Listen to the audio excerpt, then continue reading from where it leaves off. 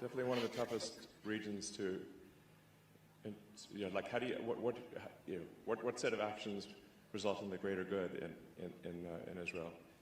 I mean, obviously, you cannot have people who, if they want to slaughter everyone in Israel, you got to stop that. There's no way.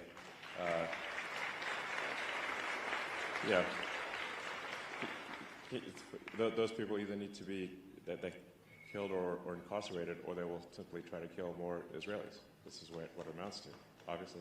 And they want to kill Americans too, by the way. Generally, like Israel is referred to as the little Satan in America. We are the big Satan. That's what the Ayatollah calls us. So, so I think,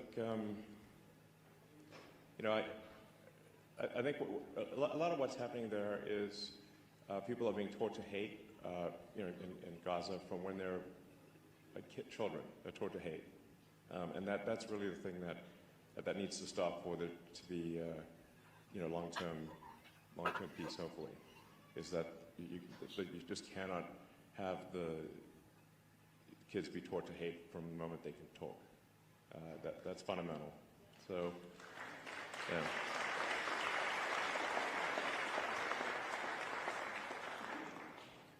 So, so I think there's it's kind of a three-step process there, which is, you've mentioned one has to do the difficult thing, which is to yes, eliminate Hamas, exactly, and then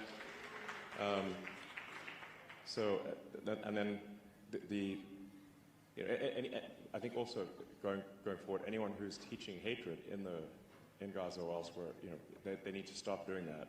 That can't be acceptable. We have to stop, kids being taught to hate America in America.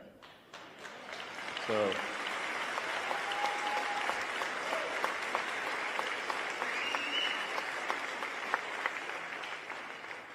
and then the third thing that's also very important is that there has to be economic prosperity in Gaza. So this is very difficult. It's like, how do you sort of, after terrible things have been done, you then have to sort of, you have to bring prosperity to Gaza, and that's the thing that will ensure, provided kids are not taught to hate and there's long-term prosperity, I think there will be peace in Gaza.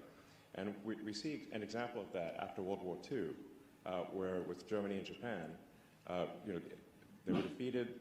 They obviously did terrible things, but changed the education system. And unlike World War I, we helped rebuild Japan and Germany. The Marshall Plan. Instead of exacting vengeance, America insisted, we're going to help rebuild Germany, we're going to help rebuild Japan, and now they're our allies. And there's been no war ever since.